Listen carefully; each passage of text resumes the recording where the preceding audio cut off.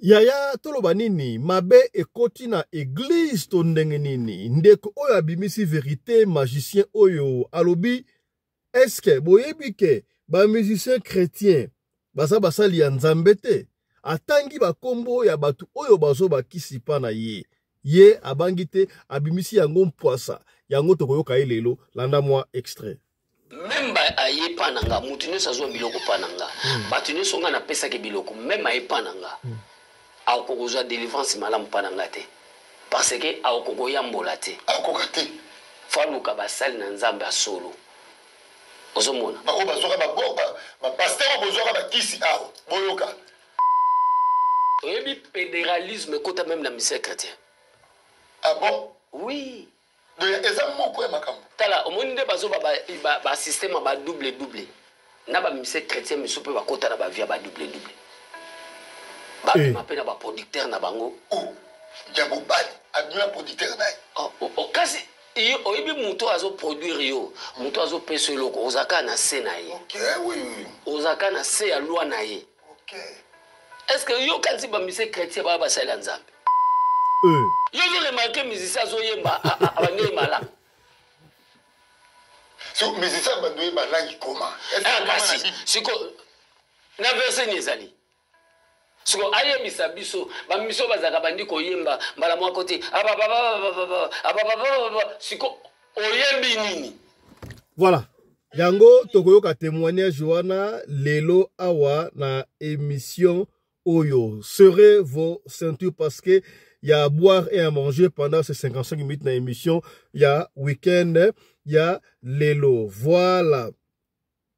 Il y a tout que de bongo na politique ya mboka na biso ndeko oyo asali parallélisme alobi na 18 ans oyo sénateur à vie mwana mboka Joseph Kabila Kabengi asala pendant ces 18 ans asala kaka 49 voyages ya pamba à comparer yango na président Fachi et Pessi Mobulu yango pe tokoyoka ye lelo.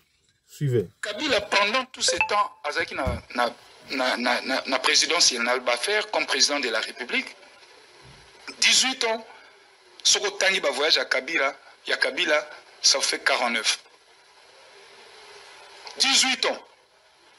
49 voyages à l'étranger. Papa Ngoma, est-ce que vous avez rejoindre un peu Ndengo Lobi na Papa Kabila au Komiko Kanisaye? Est-ce que Olanda qui, maman Nabiso collègue Brakman, a lobby occidentaux, ceux qui vont contrôler mon touté, pas caricature à Kayi. Est-ce qu'on a été, nous, trompés, biso ba Congolais? Est-ce que, bateau et bazaki en opposition, ça biso image, mon sous ya Kabila, ou vraiment, qu'est-ce qu'on a été dupé pendant 18 ans? Ce qui est l'autre est-ce que on a été dupé par les Occidentaux, par l'opposition, mingi par l'UDPS, on doit le dire. Est-ce que Kabila était-il aussi mauvais, Lélo, qu'on le dit? Non, je veux vous dire que l'opposition na biso oyo tozaki nango tubundisaki Kabila ezaki opposition mo banda ko duper biso. Pourquoi ko duper biso? Voilà. C'est ce que nous allons découvrir dans cette émission, mesdames et messieurs. Kaka na politique ya mboka, boyebi crise oyo ezoleka au sein ya parti présidentiel, parti IDPS, batumso lobaki Augustin Kabouya, président à l'intérim et puis secrétaire général IDPS, balongoli ba bengali to mona ba discours par-ci par-là. Kasi meeting les gars qui mikoeleki awa to mona ki président à l'intérim, mwana mboka honorable Augustin Kabouya, Azakaka aux affaires. D'ailleurs, Hervé Moulumba, conseiller en communication aye, alobaki yango sur Top Congo, FMK, Makambu Ezali. Yangope, tokoso n'aura d'émission ya, les suivez. Par un groupe de militants qui cherchent à déstabiliser le parti, Hervé Moulumba est conseiller en communication du secrétaire général et président par intérim de l'UDPS. On l'écoute.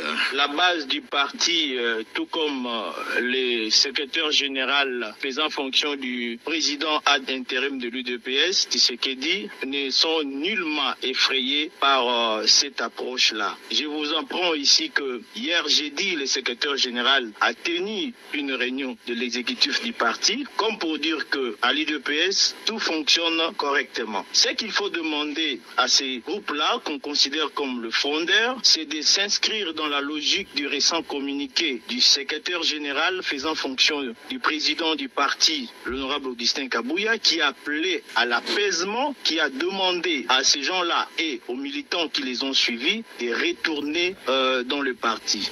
Voilà, on va en parler aussi dans cette émission, mesdames et messieurs. Pendant que le parti au pouvoir UDPS en sigle Union des progrès, quelque chose comme social, on va y revenir ça, il n'y a pas de souci. Pendant que ça brille au sein de l'UDPS, mais PPRD a sali campagne d'adhésion massive. Donc, Claude Machala, azoko benga batu, baya ko s'adhérer na PPRD. Pour, alors, tout même, successeur à Fachi, à s'adhérer déjà na PPRD. Toko miwa, mabe kote. La campagne, il y a Claude Machala. adhésion massive. Soko linga ngai, linga numéro na ngai, nazo person numéro oyo yaka ko adhérer na PPRD l'air yangoyo. R yangoyo. R yangoyo. R yangoyo bo s'adhérer na PPRD wana maloba ya Claude Machala, un communicateur ya PPRD. Voilà. Kakanaï politique, on va se rendre au Sénat et pas wapi ça brille na Sénat entre Mwanamboka, José Makila na Denis Kambai. Qu'est-ce qui ne va pas? Est-ce que na Congo, quand on soit na boy, yango pe tokozong la kana émission ya lelo. Denis Kambai. Président à vie, le Kinangai, Denis Kambai et chers collègues. Botika bureau provisoire tranquille. Bazo devoir biso eloko moko te. Seul bateau yo bazana pouvoir. Yako solo la dans bureau provisoire, c'est-à-dire bureau na biso oyo tobimaki nango, notamment le président intérimaire Sangouma na maman Nathalie. Voilà. On va aussi parler à Sénat lelo na émission oyo. Voilà.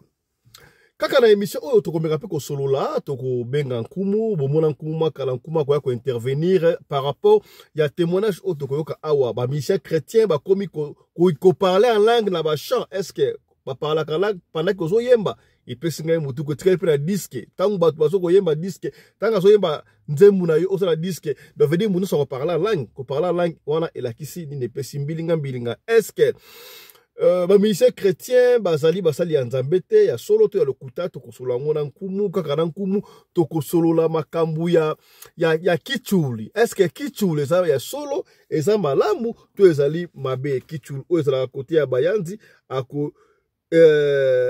ako expliquer biso. Voilà to kosola na nkumu manzambi teyo makambu e bele. Voilà.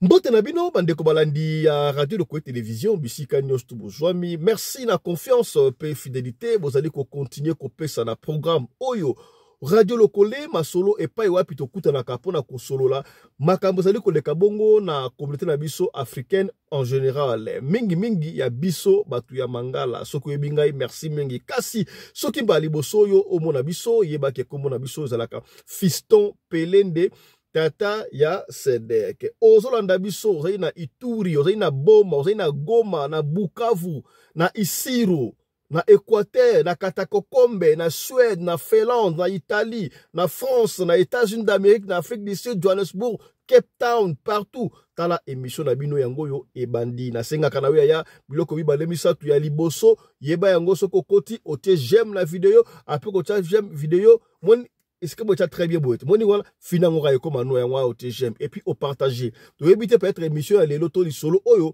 et sungi au thème et ko sungande komoko songolo et si kamoko pakala kakatango yo au ko partager. Na eko benda matoi oyaya turobaki yango déjà la tongo puis to répéter yango tinati.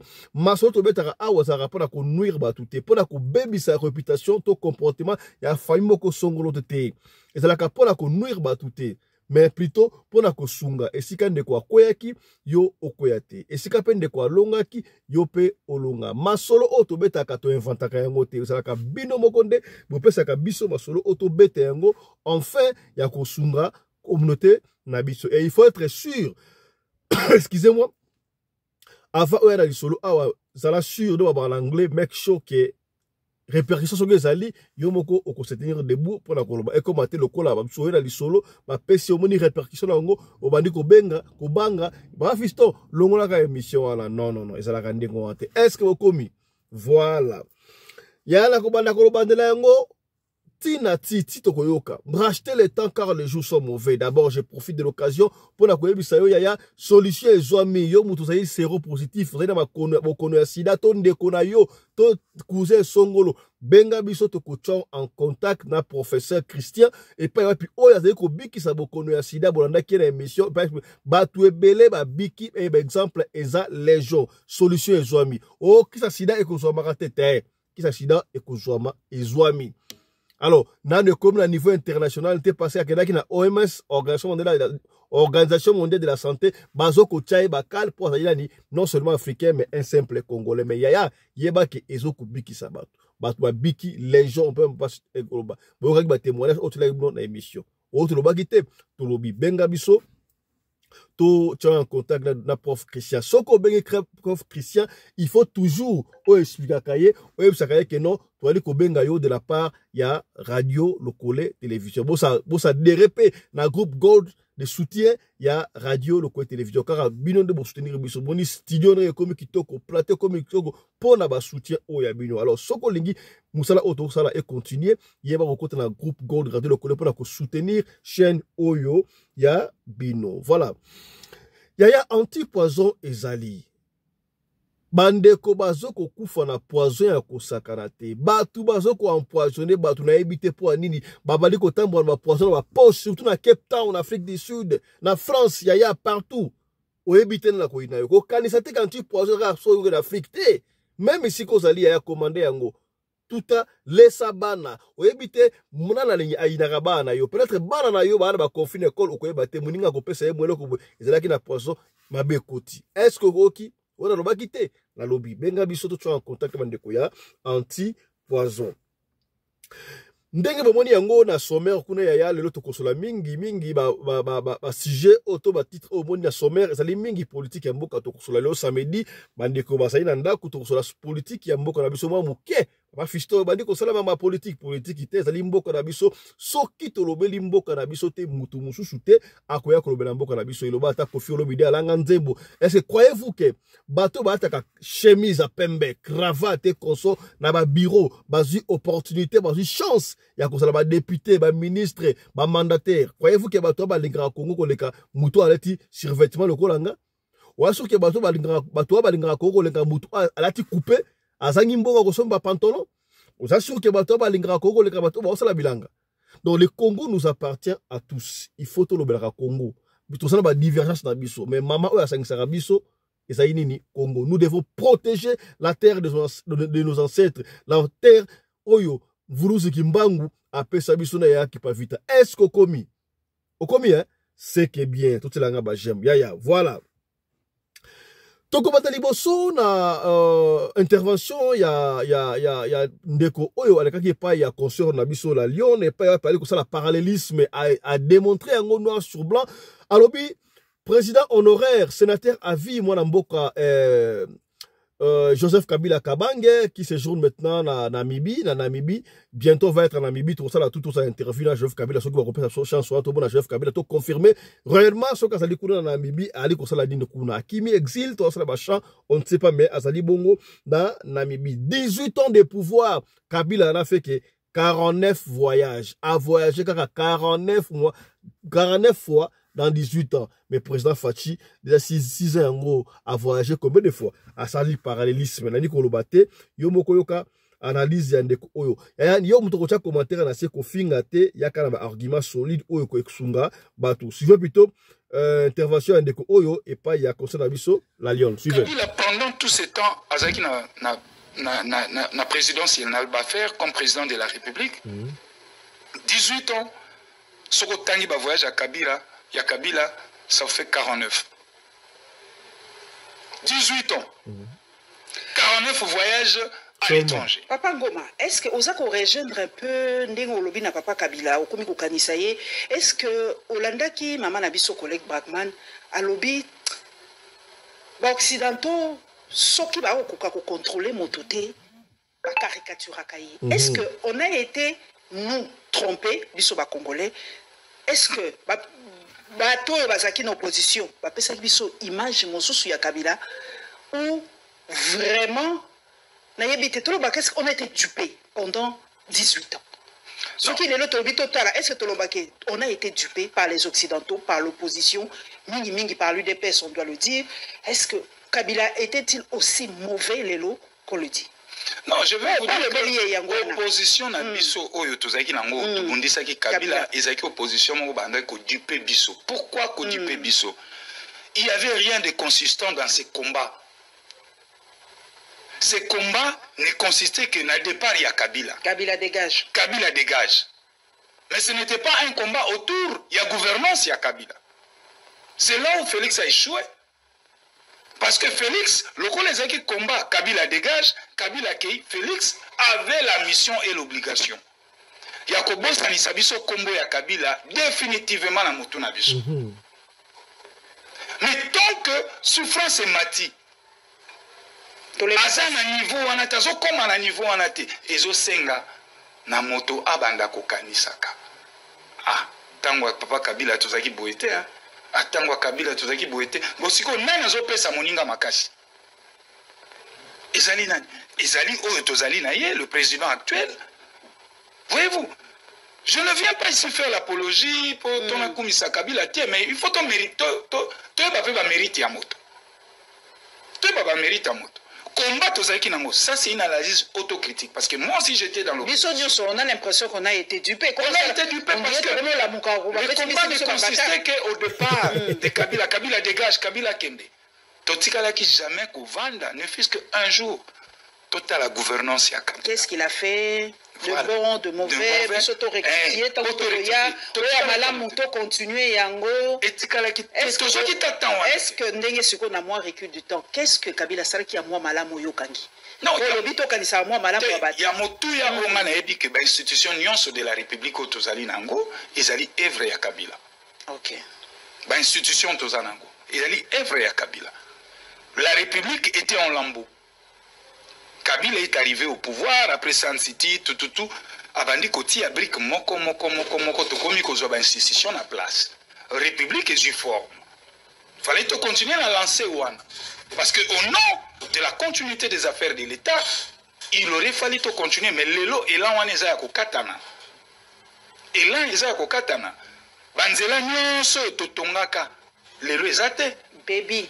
Dans lieu en place, tout bakisa parce que celui Kabila tika qui 3000 km, tu sais qu'il y a 10 ans, alingo tika la biso tam sous 10 000 km et au total tu comptes faire, tu as comme 13 000 km de route.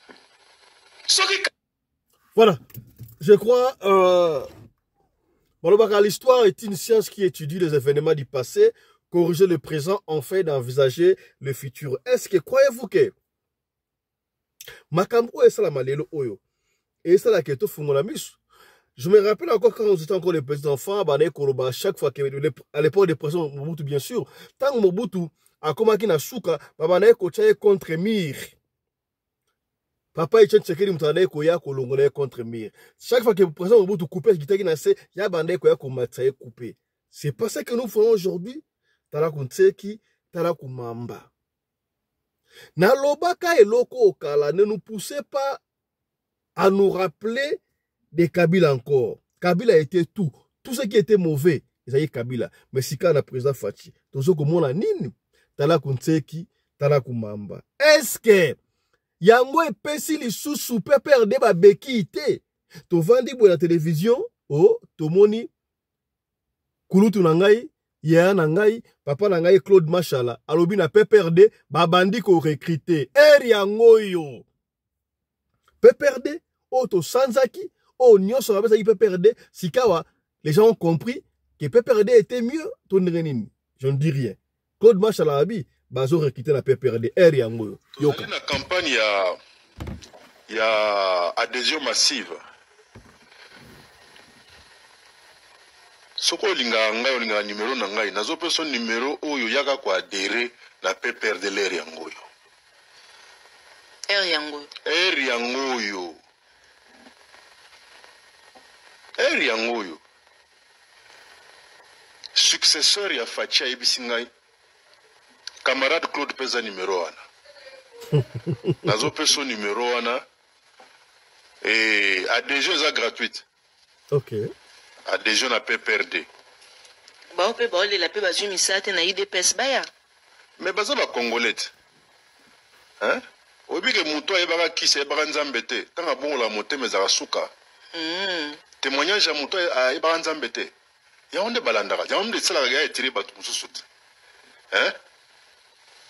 Yo na pep na UDPS no za strike ba yebi nzambe. Oh. Numéro yangoyo. Plus 243 49 53 681. À répéter 049 53 681. Soko bengi mutako yambayo yande ko dunia. Soko on a besoin de passer directement. Mais sinon, tu benga numéro wana. Dans le but que la place est limitée. Ndeko, tu as besoin de yo. Ndeko, tu as besoin de yo. Congo a besoin de yo. J'adhère au PPRD. Je soutiens Joseph Kabila Kabange. Je soutiens les successeurs de Fachi. Donc j'adhère au PPRD. Soyez les bien cohérents. Voilà, soyez les bien koya, voilà zala ki ekulutu Claude Machala. R yangoyo, abi okota PPRD. R yangoyo. Halobi successeur ya Fachi kutu ainga kota na PPRD. Qui est le successeur ya Fachi? Talaku Nseki, Talaku Mamba. Pendant que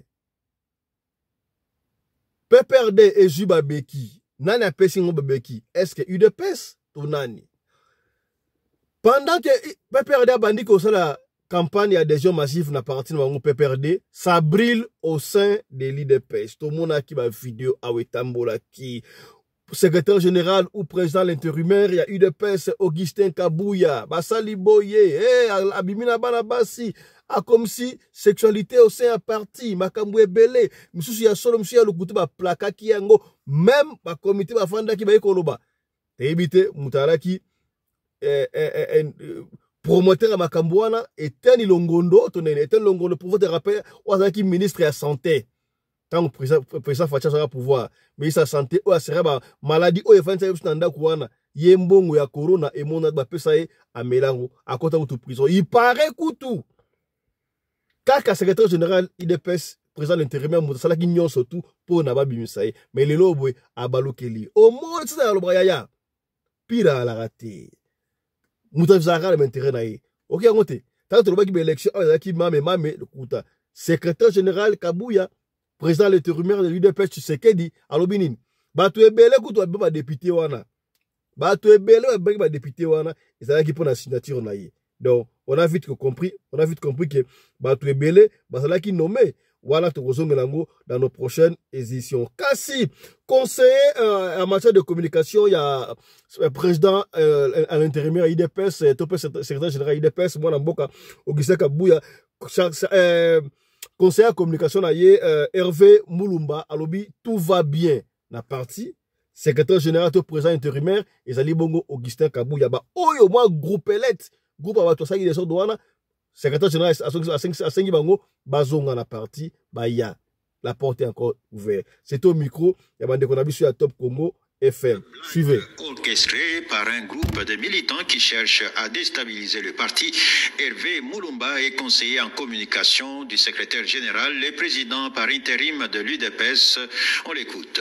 La base du parti, tout comme les secrétaires généraux faisant fonction du président ad intérim de l'UDPS, Tshisekedi, ne sont nullement effrayés par cette approche-là. Je vous apprends ici que hier jeudi, le secrétaire général a tenu une réunion de l'exécutif du parti, comme pour dire que à l'UDPS, tout fonctionne correctement. Ce qu'il faut demander à ces groupes-là, qu'on considère comme le fondeur, c'est de s'inscrire dans la logique du récent communiqué du secrétaire général faisant fonction du président du parti, l'honorable Augustin Kabouya, qui a appelé à l'apaisement, qui a demandé à ces gens-là et aux militants qui les ont suivis de retourner dans le parti. Ne soyez pas étonnés dans les jours à venir de voir tous ces gens-là rentrer au parti. En ce qui concerne ceux qui réfutent la qualité du président AI au secrétaire général, je leur demande de consulter la résolution du congrès extraordinaire de Ngandayala tenue en août 2023 à l'article 4 où toutes les attributions du président national du parti repris à l'article 23 des statuts de l'UDPS ont été confiées au secrétaire général pour assurer l'intérim. Voilà.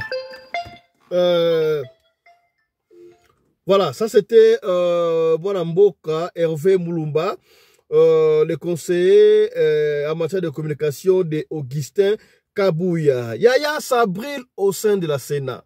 Tout le monde a eu un parlement, mais si Sabril au sein de la Sénat.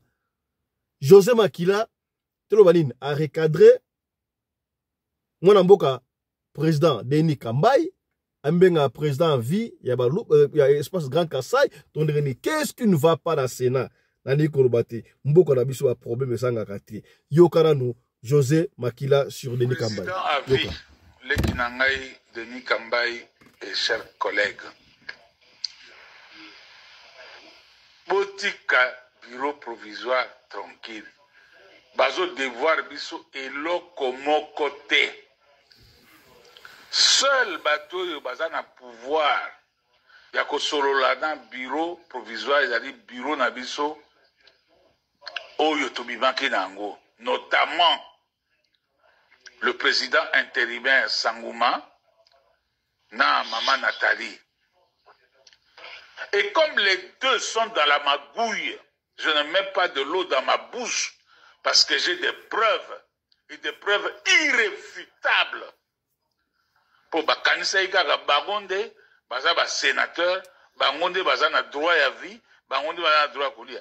Toke na ndako ya honorable Sangouma to honorable Nathalie pour na osenga mbongo te. Tozande droit na biso. Na yebisa bino to se constituer partie civile. Parce qu'il faut appeler ça biso mbongo na biso. Les droits. Ce sont nos acquis. Et on ne revient jamais sur les acquis. Il faut zalandoki. Pose mbongo ya collègue na yo azalaki voter lokola yo. Pe ati azui yo, azui sous confiance, ati yo okoma parmi ba kapita ya classe. Osala biloko ya modèle oyo. Botika kombo ya bureau provisoire. Kindo elona batunayi ba. Voilà. Là, vous comprenez vite qu'il y a un problème au niveau du Sénat. Sénat est la chambre où il y a sage à peu près. Bango baza censé couper cet exemple, mais tala babandi kowe la mbongo. Qu'est-ce qui ne va pas chez nous? Qu'est-ce qui ne va pas chez nous? Bureau provisoire de Okian et Paris, bah Mbongo, il y a ba sénateur Moussous. Oui, c'est vrai, attends Mbongo, mais ba sénateur Mbongo ngo bozwaka ba emolima bozwaka. Musala nini o bino bosala kana parlement. Et puis singa y passe, hein. Chambre, les représentants au foyer, bazala, ba conseiller, bato ba sage, mais bazoko wela mbongo. Boko wela mbongo, na musala nini, oh, bino ba sénateur, bosalaka. Tolo te, est-ce que Congo ngo, bato musuba koko bénéficier te kaka bino, ata bino moko. Pasi ya kosakala te. Tala, et puis si ka isengo pe mawa, honte à nous, une fille de 24 ans, à sa malienne, azo ko pesa conseil na l'autorité congolaise. Je crois conseil na peut-être et ko révolutionner et ko changer makambo. Suivez. N'est-ce pas, monsieur Tshisekedi et aux Congolais. Mes frères, venez, on va parler. J'avais déjà fait la vidéo aussi où j'ai dit comment je compatissais avec tout ce qui se passe chez vous. Maintenant, moi, je vais venir dire mes vérités à monsieur Tshisekedi. Depuis, je le vois, il pleure. Je le vois aller supplier au Vatican, aller supplier à Israël, aller supplier partout, il pleure, il pleure, il pleure. Mais j'ai envie de lui rappeler ceci. Tu es le président du Congo. Le royaume Congo, le deuxième plus grand pays en Afrique, en superficie, c'est habitable partout. Tu es le président du Congo. Le royaume Congo est l'utérus de l'Afrique. Si le Congo va mal, aucun pays en Afrique n'ira bien. Donc il est temps pour toi de te mirer et d'arrêter de pleurnicher. D'arrêter de pleurer que oui, le Rwanda a fait ci, l'Ouganda a fait ci. Regarde ce que mon papa Assimi Goïta a fait. Regarde ce que mon chéri Coco Ibrahim Traoré fait. Alors, c'est simple. Tu prends ton téléphone, tu appelles Papou, tu dis Papou, écoute, je veux les armes. Comme Assimi Goïta a acheté, comme mon chéri Coco Ibrahim Traoré a acheté. J'ai par exemple le lithium, j'ai le colbat. Je veux des armes bien sophistiquées pour éradiquer la vermine qu'on appelle le M23. Tu passes le coup de fil. Papou va te donner les armes. Il va te les vendre parce que tu as les moyens de les acheter. Tu appelles mi intime Kim Jong-un. Tu dis écoute, Kim Jong, je veux les armes sophistiquées. Et je veux avoir la possibilité de contrôler mon territoire à partir du satellite. Il va te le faire des Papou. Dès que tu as ça, les armes arrivent. Tu vas voir tes petits frères Ibrahim et Assimi Goïta. Tu leur dis je veux des gens chez vous qui ont été formés par Papou pour qu'ils viennent former des Congolais. Jeunesse congolaise, tu dois être formé. Vous avez vu comment les Burkinabés, quand mon cher Coco a dit qu'il voulait les volontaires, les VDP, plus de 100 000 personnes étaient présentes en un jour. Les Congolais, vous devez vous lever à aller libérer votre pays. Vous devez faire comme mes chéris Coco, mes beaux-frères, mes belles-sœurs burkinabés. Donc les enfants congolais doivent se lever. Il est temps pour eux de libérer notre pays. C'est de ça qu'il s'agit. Maintenant, vous libérez. Ça veut dire qu'en l'espace de 1 an, 2 ans, vous éradiquez les M23 avec les armes sophistiquées que vous aurez achetées chez Papou et chez Kim Jong-un et avec les formations que vous aurez récupérées chez vos frères. Il est temps de libérer le pays là. On est fatigué d'enterrer nos frères congolais. Tous les jours, on entend les gens ont été tués. Et ce n'est pas le petit Ouganda qui ne compte même pas 30 millions d'habitants qui va vous dépasser, encore moins le Rwanda. Donc, mes frères congolais, il est temps pour vous de faire des partenariats de sécurité, d'armement. Il est temps pour vous d'importer des armes qui vont venir vous libérer. Et il est temps pour vous de devenir des braves vaillants comme vous l'étiez. Vous êtes les enfants du royaume Congo. Les enfants de Zenga, de Kimpavita. Vita. Plus de 30 millions de morts, c'est pas possible. Non. Avec ce que le psychopathe Léopold a tué. On va continuer à décimer le Congo comme ça. Donc mes frères, partagez la vidéo aussi. Et dites à votre président, M. Tshisekedi, d'arrêter de pleurnicher, d'aller supplier au Vatican partout. Il ne pourra pas libérer le Congo s'il ne s'arme pas jusqu'aux dents. Comme les Maliens l'ont fait, comme les Burkinabés le font. C'est de ça qu'il s'agit. La fille qui parle là, ce n'est pas une Congolaise, ni de Congo-Brazzaville, ni de Kinshasa. C'est une Malienne. Na simbi bloko mukie biso bikolo. Rabi, les Congo des mamas qui pa vita. Si les étrangers reconnaissent la valeur des mamas qui pa vita, des Vuluzu Kimbangu, biso moko tozo nié yango pona nini. Implorons Simo Kimbangu aya pona guerre oyo esila. Voilà, bato ya misika bazo reconnaître maman qui pa vita. Ya Vuluzu Kimbangu et Bongo Bino. Vous savez, Yaya, avant de négocier, il faut avoir une position de force. Je sais que nos FARDC, nos vaillants combattants sont là. Ils vont gagner la guerre. La guerre sera longue et populaire, comme avait dit Mouzé, mais la guerre a commencé par finir. Et comme déjà Mouki, tu vas dire aussi là. Donc, bêta étranger, bêta rwandais, ougandais, on va récupérer notre territoire. Tenez bon, même pas 1 centimètre et kokende. Le Congo restera un et indivisible. Maloba, il y a Mobutu Zongelarangay, même s'il faut signer les pactes avec les diables pour l'unité du Congo, on va le faire. Le Congo ne partira pas, les Congolais resteront Congolais. Moi, le Congo, c'est clitoris, il y a Afrique. Quand le Congo s'élève, c'est toute l'Afrique qui marche. Bah Congolais, t'as la sud-africain, le baza un peu top, l'Afrique conso, baza fier, baza xénophobe, mais les Congolais ne sont pas xénophobes, hein. Congolais yambaka batu nyonso tout. Imaginez que Congo, c'est que le Congo d'Afrique du Sud, des pays mobimba, content mobimba, et c'est développé déjà, n'est-ce pas? Voilà. Oh, tu l'as pas quitté, Tolobi. Je crois que tu es bien. Week-end est bien, tu es solo mambo. Est-ce que tu es solo là? Tu es solo là. Voilà, tu comme si tu es plutôt solo, si tu es makambu ya mboka, makambu ya famille. Tu es ma famille, hein? Tu es makambu kichul. Kichul ezaka nini? Kichul ezaka na ozobala na ndeko na yo, na ba cousin cousine bazobala na et conso est-ce que ça va bien te ezaka mabe, ba ministère chrétien ba komi ko parler en langue. Ba ministère chrétien ba komi ko parler en langue. Nabanzembu na bango. Est-ce que c'est bon ou c'est mauvais? Tokomi na suka na mukili oyo yaya. Tokomi na suka na mukili oyo. Ba mise chrétien ba parla ka langue. Nabanzembu na bango. Eza malamu to za mabe. Est-ce que ba mise chrétien bazalaka basali ya nzambe to ba osala ka musique normale. Yango na koyamba pona bino kuma nzambi teyo. Lelo to sola kuma nzambi teyo. Toko sola yaya. Boti na ba question na bino, boti na ba suggestion soko yebele ya mutu ya baku manzambu tiyo to sola na expliquer rabiso. Il est temps. Nous devons faire recours à l'authenticité.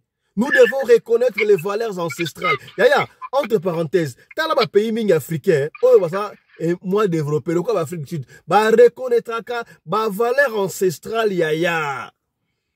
Lelo ki mutu pasi, okei, osombi kisi ya munele. Paracetamol, omeli, mais nga na waki mutu pasi, na zugaka vunga, na kote na nga ba eucalyptus wana. Tradition te, donc tobikite. Nous devons reconnaître les valeurs ancestrales pour la mboka na biso et kende liboso. Na yami pour na bino nkumu banzambi teyo, ya teyo nkumu mbote na yo. Mbote mingi na balandi nyonso oyo ya Radio Lokole, vi bozo pesa confiance na balandi nyonso. Donc, ça toujours, toujours respecter coutume, kaka coutume, pour nous na tradition, oyo eloko, ezo sala malam, oyo peso big sabatu, na pesibino, mote na balandi nyonso, oyo bazo radio Lokole international. Nkumu manzambi teyo, ça fait un bail, hein, bah, yo kiote bois une semaine, oyo moussa le kay makasi, hein. Ndeko Lokole, merci pour la confiance. Nyonso na kopesa oyo lelo balandi nyonso na Radio Lokole. Et loko zosala biso poso moyindo passe. Toza na chance, toza na pouvoir nyonso. Ya kosala kati ya musala, kati ya kolingana biso na biso, poto kende liboso. Lelo na kopesa bandeko, ezosala ngai mawa, soit disant ba pasteur. Na yebite terme oyo batu ba employaka, oyo kaka makiona.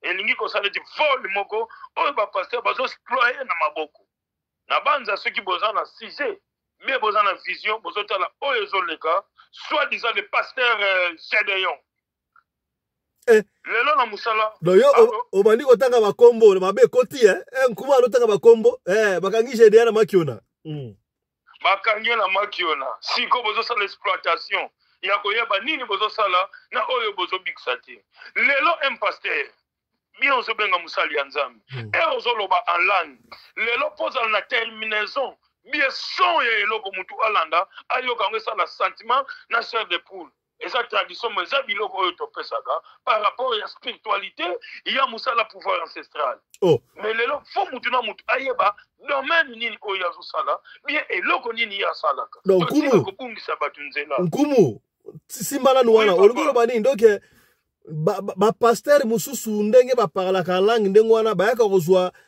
façon ko parler en langue pona bino bongo lelo po olanda nzembo ozala na sentiment on peut comprendre ngo ça sirène faut na santarme oya suka oya ya reine ya tyrante ezo attirer pour epesa visibilité na mutu wa moniki aza na age wana te nazoyemba nzembo wana bi azobina nzembo na ndeko lokole ngai naza pona bino naza pona pouvoir ancestral poso moyindo na eloko o mutu abongeli nzela via vision nakoyebisa boyeboye te yango ozomona swadiza bozoloba nkumu nayambaki paster mokabi nkumu ozobebisela biso musala ozotrahi biso tokotangisa bana ndenge nini tokovivre ndenge nini ndenge ozotrahi biso nalobi un paster oui oza musali ya nzambe eroke na banorme bato oyo bakoapresie yo bakoza oui ndeko lokolo noki question yango tunanga naina tuna boye nkumu est-ce que parce que ndeko oyo tokolanda témoignage na esika boye tozangi introduction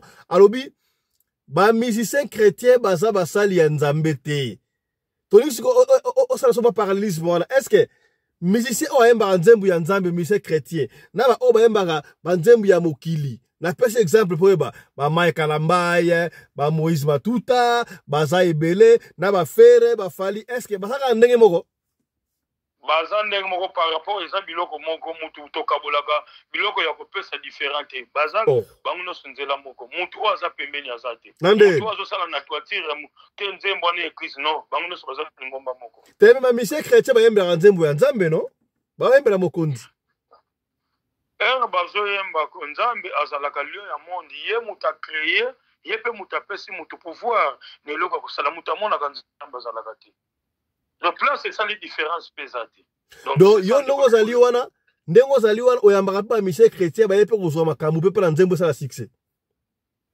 ndeko lokole na niveau na ngai naza mutu ya kosala publicité te entela ya kipananga entela ya kiboy nazo zongisa bango na ba normalité lelo oyo asali makiona crédibilité ya mutu resili soit disant un prophète oza prophète ya ndenge nini lelo pozwa prophète yaka kozwa eloko oyo ekopesa vision oyo nkumu te yo manzambi oyo asalelaka po ayeba kati eloko nini ezosala mutu pasi nazoba nazosala coutume par rapport à quoi lelo po ozwa témoignage na bato oyo salisi foza na double esprit ya koyeba likambo nini mutu aza nango nani aza wana oyo nyonso akotaki mpa na nga me oyo nyonso asadere mpona kosalisa mosala mutu nyonso na eloko esalaki ye mpasi na vision ya koyeba kati ya mutu nini oyo asali yo bongo bamona mutu na ye oyo na miroir oyo nyonso nasaleli mosala nasalaka mosala moko ndeko lokolo ya condition te me nazorespecte coutume par rapport mutu mosusu ake 4 à 5 à 6 ans na bopito azwi solution te maladi mususu ezwaka kisi ya mundele te ye moko mundele akoyebisa yo ke salela coutume po biso tozomona maladi te wana ekomi na vision mususu ndeko lokole eloko wana yango ezobungisa bato bamusicien chrétienne na bamusicien oyo bayembaka oyo bandombolo oyo banani oyo kuna libulu c'est la même chose yango ozomona bapaster baza ya kobunga nzela pozwa vision ya mutu fozwa marque électronique biozala na connaissance ya koyeba kati eloko wana ngo ezasala mutu yango omoni tozobunga nzela me nazozongisa bato epasa binga nkumu nakomona yo ndenge nini nazosala besoin komona nga mpona nkumu trahison boye vraiment tozobundana te bandako batekisasa abi papa sala mosala besoin koza na besoin oye na bakiseli yo implice yango na alobaka naza na capacité ya paster te le pasteur loin de la pona koteya ye en plus na kopesa ye cours na séance ya koyeba kati eloko ndenge esalamaka ndeko lokolo est-ce que nkumu est-ce que oyebi eza po bayanzi oyo babengaka kinchulu eza bandeko na bandeko babalani est-ce que kinchulu na ndenge ya tradition eza malamu toza mabe kinchulu na wana eza mabe biloko wana soki bozala nango eza mosala makosala mpona kokata balien wana oyo carrément ozoba kinchulu non ça ne se fait pas donc kinchulu eza mabe totalement multitude des amabé. Ah, ok. Merci beaucoup, Nkumu. Nkumu, si vous avez au moins 3 minutes, expliquez biso. Batu ba bike belé, na su ba coup de fil belé, au sungi batu belé, ba suba ba bi ozo ya téléphone, todo ki ma na téléphone, ba suba biki pe belé. Moi ma lobosa na ngo loba pona musala. Merci ndeko lokole na kopesa na numéro na balandi nyoso. Oyo baza na confiance ya kumuteo manzambi yani wakala kindwenga ye mfumu kimbangu watu vana connaissance lelo mutu nosa na spiritualité employement ya koyeba nini oyo ezosala passe plus 243 89 44 54 885 soki ozinga na Orange te oza na plein droit ya kobenga na RTL plus 243 98 17 17 013 lelo balandi nyonso tozokota siko carrément na mozindo ya musala okozala na eloko ozobanga koloba ngai ndenge bapesi ngai musala oyo déjà na 8e mois ekozala anniversaire pour 28e année par rapport ya connaissance mono kiakikisa lubanka akabambene kiau mulanda nsamu wa onso yediambu yeti ndwenga kia onso lelo soki nazongaka na sujet nyonso oyo koloba makambo etangami mbongo lelo biso nyonso na samu tozofonctionne na likambo etangami kaniaka mbongo olingo somba ndako olingo tonga boyi olingo pesa ndeko toujours ekodépendre na mbongo omoni ozwi mbongo na yo oyo mbongo na yo soit disa ya musala ekopesa yo amvukima nini ke oliango na suki esili connaissance ezongi eza maladi le oza na mwasi na ndako omoni mwasi liteti dire be ya koyoka oyo lobi te azalaka deja na baengagement mosusu libanda nakosalela yo musala mwasi azongi na banorme oyo ezalaka lelo mpe yo mwasi ovandi na mobali sans problème omoneka mobali achange bizata azwi nzela akei atiki yo na bana ake kobala mwasi mosusu etanke bana bazali etanke ozo reconnaître mobali nakozongisa ye directement boza na problème ya lupango moko ekenda na leta lupango moko etekamaka te lupango moko babotola nakosala lo musala lelo somona ndeko mosusu tosombaka biloko par rapport okozala na difficulté ya likambo atika nateka ndaku nasala boye ndambo tika nazonga boye client aye naza na besoin lupango osololi bien makambo nyonso bien akei utilisation ekoma lelo na moi ozomona lupango na yo na moi ozomona lupango na yo na butu ekomi terrain bale eza monument eza cimetière nakosala lo musala lelo ozomona oza na besoin ya promotion ya musala lelo ozomona bato oyo bavandi lelo baza bagénéraux lelo baza badepute basénateur korespecte toujours banorme mbongo na yo ya musala eza ya ngai te me ngai nakotia yo na poste oyo ezodépendre na ndwenga oyo babenga na ndwenga na lingala mayele na compétence ya komaintenir lelo komona un bourrique atanke mosusu mozosala SIG mozosala barapport naza chef na yo via contrat asadera na science ya couronne de joie c'est le représentant légal ya Afrique c'est nkumu te yo manami ya science ya couronne de joie oyo eza mpe mutu akoyekola yango abandi kosadere nango ntango ekoki nalatisi yo médaille oyo tomonaka lelo bato basalaka rose croix science occulte angaga pharma donc toza na catégorie par catégorie c'est le représentant légal ya science ya couronne de joie c'est nkumu te yo manzambi eloko mosusu nakopesa na bandeko mpo tozalaka na mwa bobangi ya likambo lelo oza na problème ya finance elingi koloba nini lelo ndeko mosusu azobenganga na vie na ye mpe na mondalité na ye asimba $100 te asimba 200 te kumu naza na besoin porte-monnaie magique mbongo nga nakopesa porte-monnaie magique te mbongo nga nakopesa yo soi-disant ozalaki commerçant kwei osimbaki mbongo kwei nakoremettre yo même mbongo yango komona ezalaka na condition te c'est ça porte-monnaie magique bakopesa yo lien privé kumu oyo déjà yo travaille papa kumu awa tokosala propagande ya porte-monnaie magique te oyo ezali maloko ya diable tokolobela yango awa te nalingi oyo explique biso eloko moko boye totalaki na bilili na wenze ya Kanluka je crois babobaki denguma wana balobi chaque vendredi ba mama bayaka na wenze bateki mais yo soko teki omona mbongo elimwaka ba mama boye oteki yoko oleti de carton ya soso mais kotala boye bimbongo ya carton ya ndambu ya soso banguma balera mbongo wana est-ce que babomaki banguma wana mbongo wana yo balobunga susu te to banguma wana bande komela mbongo ne bale ko avale mbongo to bale kosala ndepo mbongo elimwaka. Merci ndeko lokole kasi yango nalingaki na expliquer baninga oyo batu balukaka porte-monnaie oyo batu basalaka porte-monnaie ezalaka capacité ezalaka ya mokie porte-monnaie ningi koloba nini lelo mutu mbo ngai na kopesa yo mbongo kaka obote bando bota miti okomi na age dépense osali tena cité mbangu na likambo lobi oyo babengi nguma eyaka chaque fois na zana eza nini babengaka ngo na kikongo mpodi nebi te sikoloka mpodi babengaka ladi mutu aza oteki 20 000 mutu aye lelo tala population ezalaka na wenze banguma wana eza na batu oyo batindaka yango oyo ebendaka mbongo ebendemo eke kosanza yango kuna me ndenge omoni banguma na babomi yango bakomona bakokufela bato odelon po mutu mosusu nguma eutaka mosika eyeti wana me bakomona babibembe moko ekolanda na par rapport ya nombre ya banguma wana soki mutu wana oyo apesaki ye aza na rapidité ya vision te ya koyeba ke eloko apesi ye babomi yango wana mpe kopesa bamoko soki ye moko akufi te ekosala sacrifice ya mwasi be bana.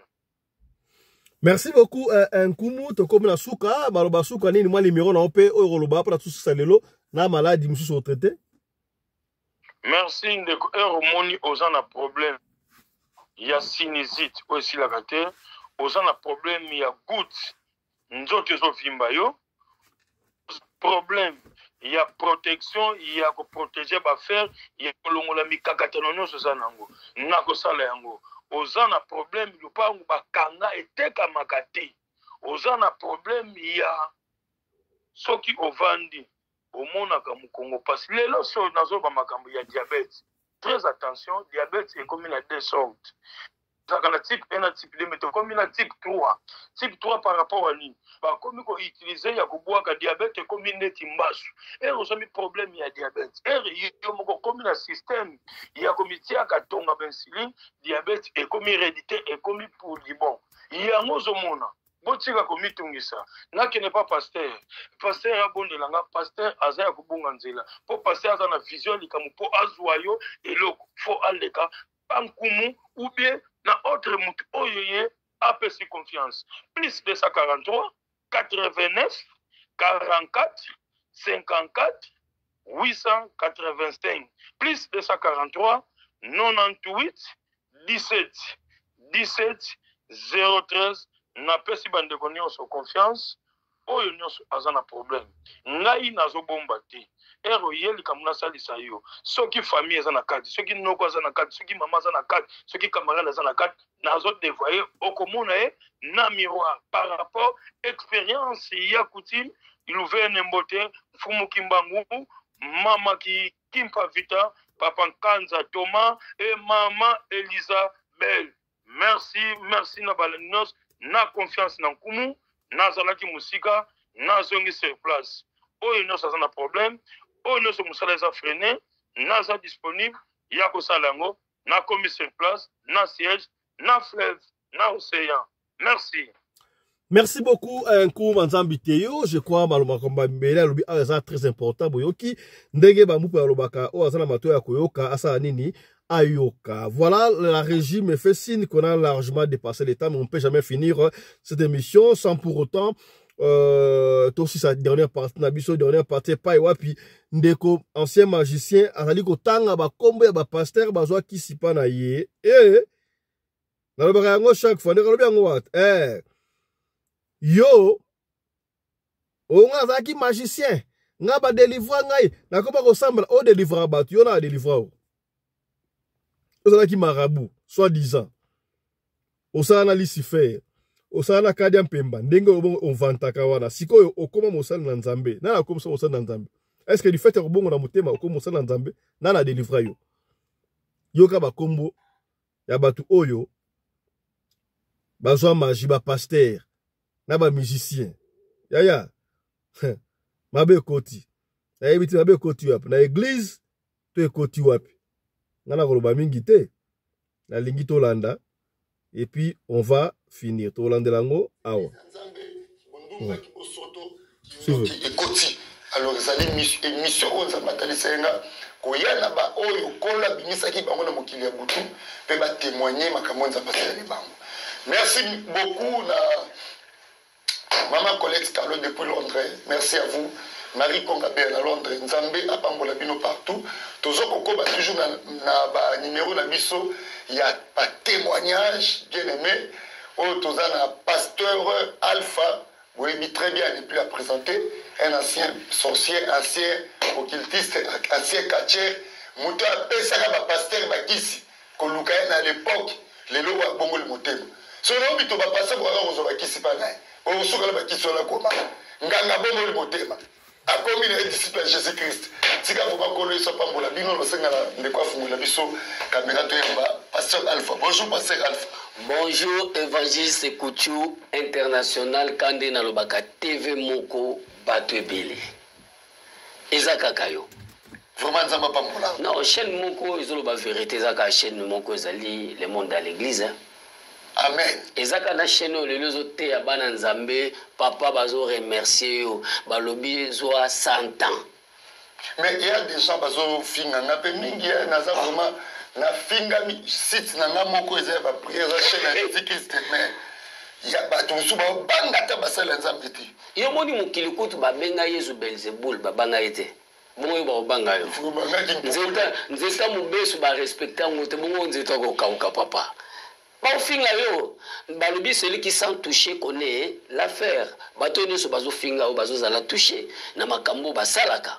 Muto asalaka eloko ta ko finga mutu te.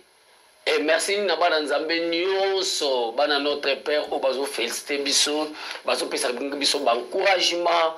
Toko salango po na biso te, to salango po na bopambola biso te, mais to salango po to dépeupler kaka kan ya diable. Amen. Ngai bit na ngai zali Gédéon na Juge chapitre 6 fois telemana butu abuka bikeko ya famille, abuka bikeko etelemaka na quartier, abuka bikeko zo telemana mboka Congo, abuka bikeko etelemi na église à Congo parce que bikeko ekoti même na kati église à Congo. Merci beaucoup Nabana Nzambe. Abonnez-vous massivement pour partager numéro pour partager lien na Congo et Nzambe na bozami sate ko pambola bino soki partager lien émission oyo na motema mbima. Pasteur Alpha. Papa. Question pour oser la nga Saint-Esprit zo piso le belanga. Ba pasteur nyonso ba yaka ko zwa kise pa nayo. Yo siko bongo le motema Nzambe zuyo. Yesu ke la bongo ndeni. Bon, mutuna mutami ma fardo na ye. Est-ce que ndeko bongo le motema ba o ba yaka pe ko luka o pesa ba otikela ba biloko. Bazo mo na opela ba chene. Papa. Boso ba ba finga ko bango ebi bango. Awa mutu nyesa. Ah oui, et quoi ça fait parmi bateau ba yaka pa nayo. O moni mutu nyesa finga mutu fa bomba muki. Mukila. Abi maloko la mona nza. Nzambe. Bango o moni tangu diable apesaka. Akomaka na incapacité soki ayembi Yesu ya kobikisa. Ya kobikisa voilà. Même ba aye pananga mutu nyesa zo biloko pananga. Batu nyesa nga na pesa ke biloko même aye pananga. Akokozwa délivrance malamu pananga te. Parce que akoko yambola te. Akokate. Faluka basali na Nzambe asolo. Ozomona. Ba o bazoka ba pasteur bozoka ba kisi awo. Boyoka. Kasi ba le pasteur ye moko akomi disciple de Jésus Christ. Yesu fingo lisusu malam. Ba par na zone dimango. Omoni le monde de l'église ezanini. Tolinga to lebelake totika makambo busoba tolanda Yesu Kristo. Amen. Un point barre. Ozomona papa. Yo ndimi mutu asala mabe. Soka moni mutu na ye abungole mutema. Aondima penda ke ngana sala ki mabe. Muta yibi eloko kutina ndaku mama kutuni. Ndaku ndazuite mais azana ngona nzoto. Musu bokangi mazondima. Ngana yibite. Donc c'est ça le monde à l'église. Kopesa pe ba musicien chrétien qui à l'époque on a tendance à qui. Bon à l'époque ba musicien chrétien. Ba musicien chrétien ba musique chrétienne et bébinde sikoyo. Et baby pour ba continuer qui c'est. Et bébinde sikoyo. Ah OK.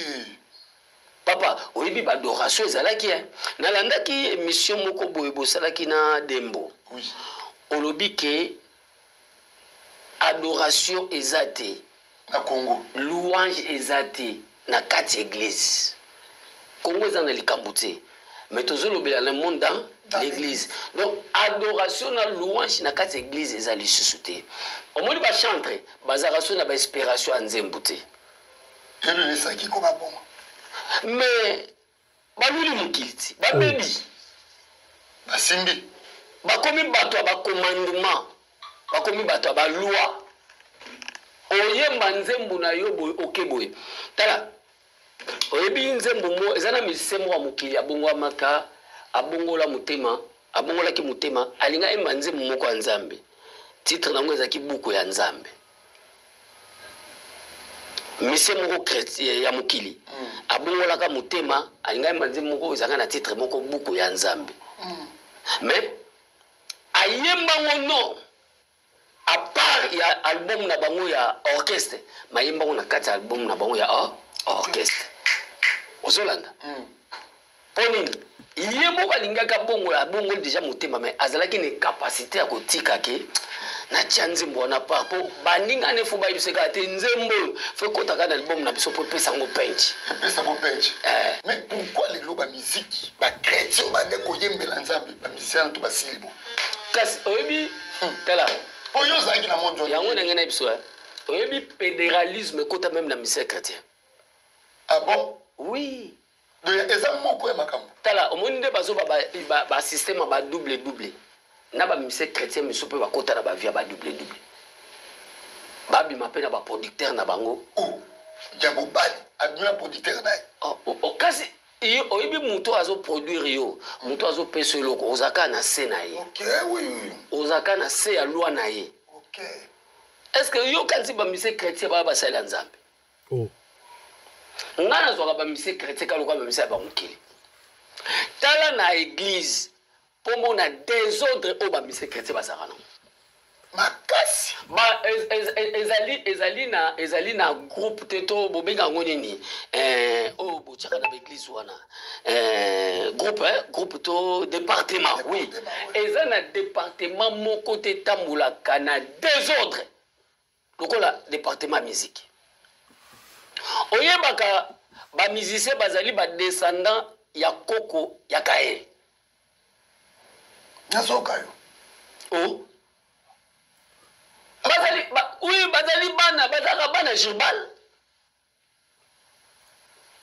otanga na descendance ya kaye ba musicien baza ba descendance ya koko ya kaye ba émission no monaka yango monaka vie lokolaka kaye monika kaye ndenga bima na vie na makbe ekitati na descendance de te kota na ba musicien yo zo remarquer musicien zo yemba abane malam so musicien bandoye balangi koma siko na verse nezali siko ayebisa biso bamiso bazaka bandi koyemba mbala mwa kote siko oyembi nini olobi nini po bible lobi celui qui parle à langue azo s'édifier ye moko siko tangu yo tiango na kati ya nzembo omoni ndenge na bato bayembaka soki bakomi na bango ba yembi ya langue bozo za langue ya kindoki po muto ayembi ya langue ye moko ayebi makambo asali nini alobi ye moko ayebi makambo asali nini asali siko biso batu toyembaka nzembo tina na biso ezalaka nini siko abababa elobi nini pase kuchu ovandi kimia nalingi kasi nga nalingi bato nyonso bayebi bayemba balangue na banzembo na bango moko ya bande koyemba bakotisi pe langue na nzembo na bato pe so mutu bayemba akoti pe na frère moko bazaka sœur na frère frère moko musemo babio atikine muziki sikoyo esaka bango biloko bakenda kosimba beni kasi papa nalingi naloba kaka soki baexplike biso langue wana ntina ezali nde tokoyebake ezalaki ya nzambe to ezalaki ya nzambe te. Toute inspiration ne vient pas de Dieu. Hein? Okay. Toute inspiration ne vient pas de Dieu. Totika kolobaka ke nzembo ya nzambe lokwa topesa yango nzembo ya nzambe ya omoni beglise biso boyaka banzembo ya nzambe bakoza pe peut-être na raison papa otela banzembo ya nzambe badanse babinelaka ngo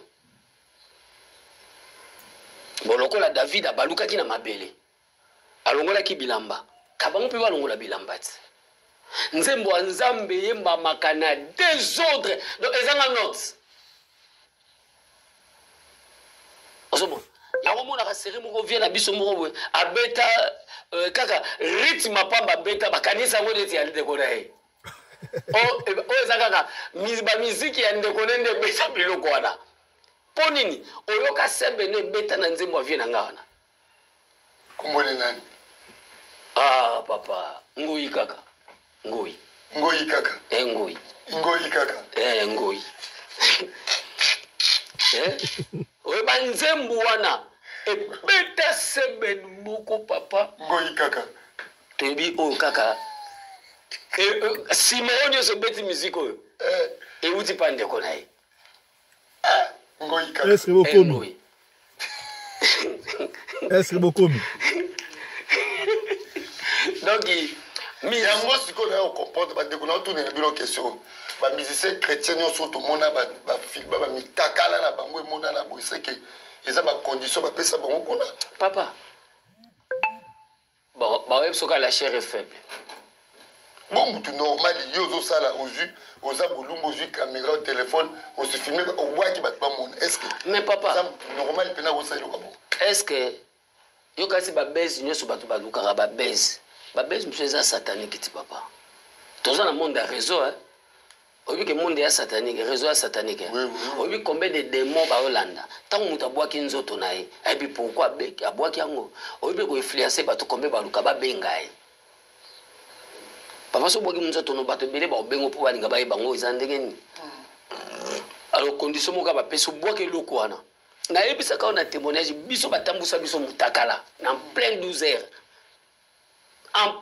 heures à partir ya wenze ya endu na kingasa na suka tina mai ya ntswenge na 12 heures et tozaka 55 personnes na bi na 12 heures mutakala c'est pas possible pourquoi le prophète Esaïe diable ande konote diable ande konote tomoni diable soki alingi asala yo akomemi na humiliation pa tomboli yo yango monaka bato ebele ata baofingi aza deux fois lokola eza na nzela mabe ata bolobeli ekasalaka kindumba aza pede aza boye ta lokola eza mabe mpo na ye azomona yango eza malamu aosala yango mpo na lokumu ya diable bazopesa lokumu epai ya nzambe te ma epai ya nani ya diable po biso toyebi kaka nzambe nga mpe nasambelaka nzambe nyonso mona musicien nini alobi aleki na tv alobi ata mokili alobi ye ezalaka na kisi moto aloba za te soko bino bootangela bango bakisi bango moko balobi alobi naza na kisi te soko osali yeni voilà omoni confusion tala biso tosala délivrance ya mwana mwasi moko musicien moko azoba na kati alinga na luka ye te ye nde alukanga mpo alataka bateni na nga alataka lokola nga atambolaka lokola nga amindimaka ye aza nga yango nga nakota na kati ya vi na ye ntango ozolata lokola musicien ozokopie vi na ye papa ozokoma directement évangile ekutu lokola ye normalement donc bato nyonso bazalaka musicien asali boye ye mpe asali boye seke azokopie kaka ye musicien akei boye ye mpe akei boye azokomaka lokola ye yango omoni lelo na kati ya monde ya miziki meme bamusicien nzambe bazoluka lokumu baluka ngo na bata moki ya mokili baluka ngo mpa nzambe te papa oyeba nzembo ezalaki ya badoration mpenza bato bazoyemba bato bazolela omona so bato balelaka bato oyemba ndenge inspiration ekima omona nani abeta bon yebisanga à part nazosepela na nzembo ebimi mikolo ya sero mon abi mikolo comment sere Enisi Manyanga opesi biyango ngoluwe tobatela mwana wana tobatela ye po yenda tikali na inspiration aza mwana biso a chango Yozolo bakabo paza mwana bino chango papa na kumisi ye paza mwana bino chango mais kobanga kaka toyebite eloko nini un jour ba coach ni baza pene na ye ngasi ko banga ça vaut mieux la faire des choses qui sont commencées que bandela ngona so ba coach nini ya kozala sir Enis Manyanga zalaka ba komba mboka na ye ba peza te ngana ebika Enis conseil na ko pesa yo nzembu ni na ko moyimba ngo mingi na yebi place outa nazala ba témoignage na yo oyimba manza makambo lokuta te tu chantes vraiment trop de bisous azo yemba makasi mais souci na nge kozala azana banani pe entouré na banani siko nani pas za la producteur na ye ni place à passer yango wana o sérieux peut yoka ki c'est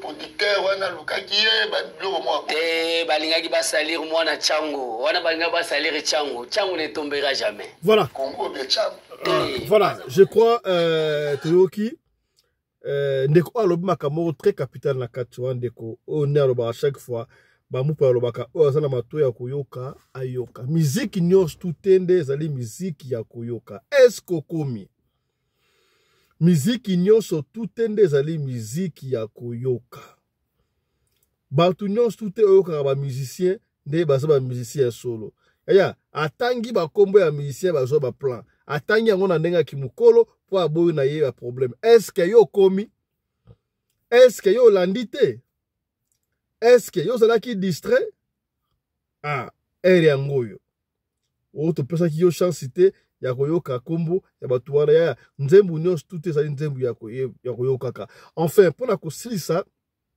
ya yo mutu mesana omoni o mutakala mutu moko mikuna apatinda kana mutakala wana no botala ka biloko wana te basalaka yango ndengo wana batindaka bango tangu yo ozotala ngo tangu yo otala biloko wana bazo envoûter bazo ba chance na yo nyonso yekende pa na bango o tolobaki te tolobi.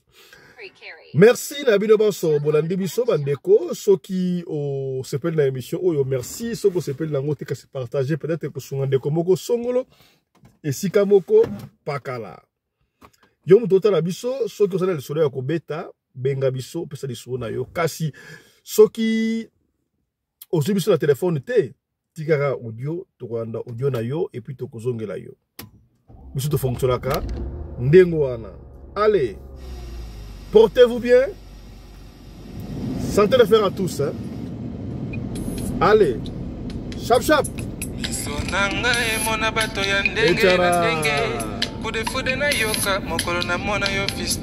Imaginez na yebisa vega girls à la kakitoko. Akondi mangate poison mona yote. Ema ebenda ka plastique te kaka ebende. Je suis attiré par ton amour. Desina komi locataire ya motema na yo. Karantini nango lingi ya bana yebisa je t'aime. Na raisonnaka jamais un jour ko remplacer.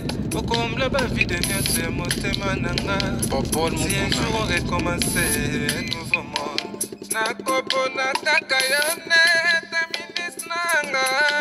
L'option de mon bonheur c'est toi. Bolingo pesinga kopi melanga yango te. Opene na yo kaka. Elengi stofungola maboko. Oyambanga. Crispin Kafunda. Mon ami. Mon ami.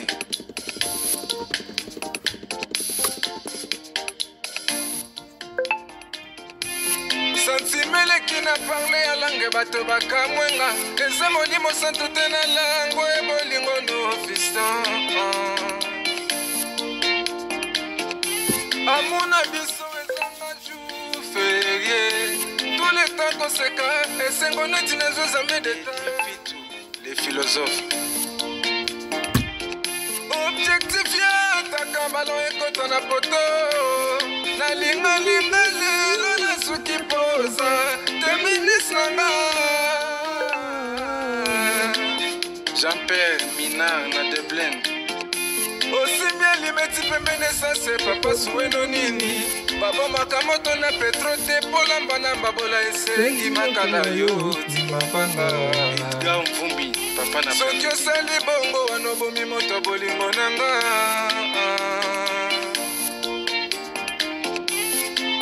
mobali mbinga na mwina ngolo aboya hydroquinone soki ezotambola basheri bazokwea mayanga na retrouve douce tendresse affection epana yo nasalelo nini mpo ndimake na kupendaka sana shitakwacha pelende wenjoro yangu dans mon cœur tu occuperas toujours la première place Eric